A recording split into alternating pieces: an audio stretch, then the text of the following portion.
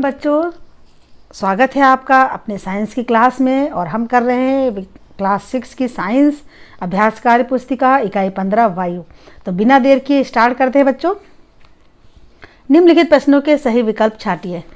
पहला, बोतल का मुंह उल्टा करके जल में डुबोने पर बोतल में जल नहीं भरता क्योंकि बोतल में है केवल नाइट्रोजन गैस, केवल कार्बन डाइऑक्साइड, वायु, केवल ऑक्सीजन गैस। तो हम जानते हैं बच्चों कि जब बोतल का मुंह उल्टा करते हैं, जल में डुबोते हैं, तो वो उसमें पानी नहीं जाता क्योंकि वहाँ पर उसमें होती है वायु। और जब तिरछा करते हैं धीरे धीरे वायु बाहर होती है और पानी अंदर जाता है। पवन चक्की के घूमने का कारण क्या है? सौर ऊर्जा, तेज हवा, विद्युत ऊर्जा, इनमें से कोई नहीं। तो तेज हवा के कारण ही पवन चक्की घूमती है। हमारे शरीर पर आरोपित वायु दाब का लगभग मान होता है 10 metric ton, 20 kilogram, 20 metric ton, 10 kilogram. तो बच्चों होता है 20 मीट्रिक टन, यानी आपका थर्ड वाला ऑप्शन सही है। वायु में नाइट्रोजन की लगभग प्रतिशतता होती है 21%, 3%, 97% या 78%। तो नाइट्रोजन की मात्रा जो होती है वो 78% होती है। ओजोन का क्षरण वायुमंडल में उपस्थित किस गैस के कारण होता है? हाइड्रोजन गैस, जल वाष्प, क्लोरोफ्लोरोकार्बन, ऑक्सीजन। तो ओजोन का क्षरण वायुमंडल में क्लोरोफ्लोरोकार्बन के द्वारा होता है। चलते बढ़ते अपने अगले क्वेश्चन की ओर। यहाँ पर है ये रिक्त स्थान। रिक्त स्थानों की पूर्ति कीजिए। हमारे चारों ओर रंगहीन, गंधहीन और स्वादहीन होती है। क्या होती है बच्चों? वायु होती है। वायु में विभिन्न गैसें, जल वाष्प तथा धूल के कण होते हैं। तो ये मिसप्रिंट है, गलत हो गया, यहाँ पे ये जगह नहीं होनी चाहिए। गैसें होती हैं कौन को? जल वाष्प तथा धूल के कण विद्यमान होते हैं। वायु में उपस्थित ऑक्सीजन तथा दहन में प्रयुक्त होती है। वायु में जो उपस्थित ऑक्सीजन होती है वह श्वसन तथा दहन में प्रयुक्त की जाती है। अगला है हल्के बीजों में वायु सहायक है। हल्के बीजों के क्या? प्रकीर्णन के लिए वायु सहायक होती है क्योंकि हवा के द्वारा हल्के बीज उड़कर इधर उधर जाते हैं। सूर्य से निकलने वाली पराबैंगनी किरणों से रक्षा करने के लिए कौन सहायता करता है? ओजोन परत सहायता करती है। अगला प्रश्न है निम्नलिखित के सही कथन पर सही तथा गलत कथन पर गलत का चिन्ह लगाइए। एक खाली ड्रॉपर को जल में डुबाकर दबाने पर केवल नाइट्रोजन गैस के बुलबुले निकलते। गलत होता है ये। हवा भरने से गुब्बारा फूल जाता है और गुब्बारे के अंदर स्थान घेरता है। बिल्कुल सही बात है। रात में टार्च के प्रकाश में चमकते हुए जल वाष्प के कण इधर उधर तैरते दिखाई देते हैं। जल वाष्प के कण वायु के में जो धूल कण होते हैं वो दिखाई देते हैं। तो गलत हो गया। पानी पर उल्टे रखे जार में मोमबत्ती जलाने पर जार में जल का स्तर तब तक बढ़ता है जब तक जल में पूरा जार भर नहीं जाता है। ये गलत है। प्रकाश संश्लेषण की क्रिया द्वारा हरे पौधे सूर्य के प्रकाश की उपस्थिति में कार्बन डाइऑक्साइड एवं जल के उपयोग से मंड तथा ऑक्सीजन बनाते हैं। ये गलत है बच्चों। ग्लूकोज और ऑक्सीजन गैस बनती है। ये यहाँ पर गलत है। स्तंभ का और स्तंभ खा को सुमेलित कीजिए। सबसे पहला है नाइट्रोजन, ऑक्सीजन, कार्बन डाइऑक्साइड एवं अन्य गैसें कहाँ होती हैं? वायु में होती हैं। खिड़कियों का फटफट की आवाज़ करते हुए बंद हो जाना ये तेज हवा के झोंकों के कारण होता है। वायुमंडल पृथ्वी की सतह का ऊपर का वो भाग है जहाँ वायु उपस्थित होती है। श्वसन एवं दहन में ऑक्सीजन गैस सहायक है।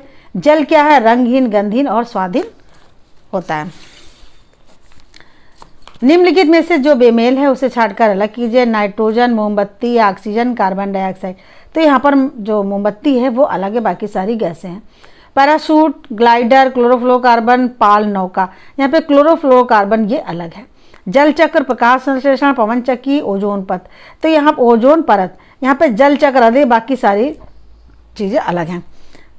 कमरे में पंखे का चलना, वायु में भार होना, वायु द्वारा स्थान घेरना, वायु द्वारा दाब डालना। तो ये सब वायु के केवल कमरे में पंखे का चलना ये अलग है इसमें। रेफ्रिजरेटर, एयर कंडीशनर, स्कूटर, पराबैंगनी किरणें। यहाँ पर ये रेफ्रिजरेटर, एयर कंडीशनर, स्कूटर ये सब मानव निर्मित वस्तुएं हैं, लेकिन पराबैंगनी किरणें वो अलग हैं यहाँ पर। अगला प्रश्न है वायुमंडल में गैसों के प्रतिशत संगठन के आधार पर गैसों का नाम लिखिए। वायु है, यहाँ पर गैसें हैं, परसेंटेज दिया हुआ है, आपको गैसों के नाम लिखने हैं। तो 0.03% कार्बन डाइऑक्साइड होती है, 78% नाइट्रोजन होती है, अन्य गैसें 0.97% होती हैं और ऑक्सीजन 21% वायुमंडल में पाई जाती है।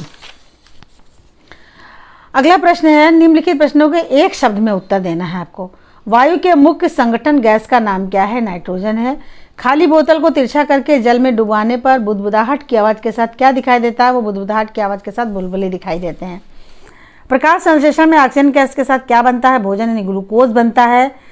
क्लोरोफ्लोरोकार्बन वायुमंडल में जाकर किस गैस को विघटित करती है? ये ओजोन गैस की परत को विघटित करती है।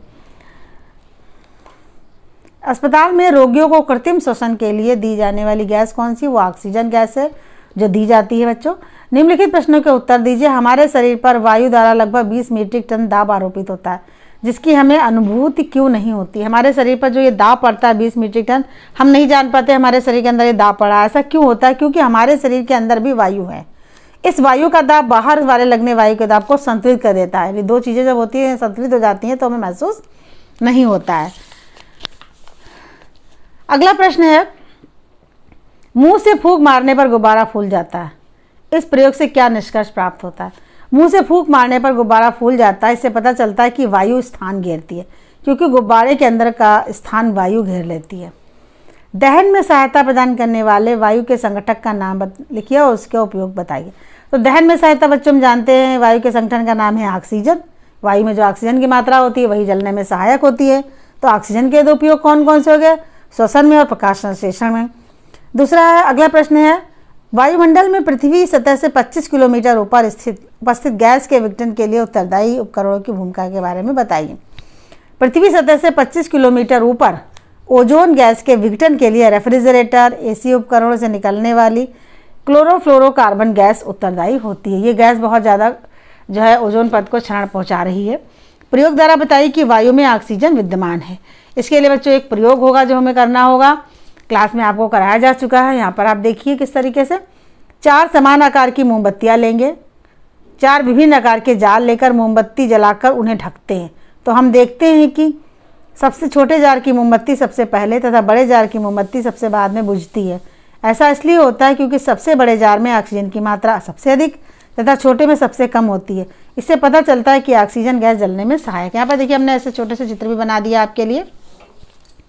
ये 4 जार हैं जो विभिन्न आकार के, लेकिन मोमबत्तियाँ सारी सेम आकार की हैं। जारों को जलती हुई मोमबत्ती के ऊपर ढक दिया जाता है। तो सबसे छोटे वाले जार, यानी कि मतलब ये वाला जो जार होता है, इसकी मोमबत्ती सबसे पहले बुझ जाती है और सबसे बाद में ये बड़े वाले जार की बुझती है। ऐसा इसलिए होता है क्योंकि छोटे जार में जो ऑक्सीजन की मात्रा है वो जल्दी खत्म हो जाती है और सबसे बड़े वाले भाग में सबसे ज़्यादा होती चूँकि ऑक्सीजन, तो वहाँ पर मोमबत्ती थोड़ी देर तक जलती है। इससे ये सिद्ध होता है कि ऑक्सीजन जो होती है वो जलने में सहायक होती है। चित्र द्वारा समझाइए कि वायु में भार होता है। बच्चों इसके लिए एक हम डंडी लेंगे और उस डंडी के बीच में डोरी बांधकर संतुलित कर लेंगे, जैसे तराजू होता है। फिर एक तरफ पिचका हुआ गुब्बारा लगाएंगे, दूसरी तरफ गुब्बारा फूला हुआ लगाएंगे।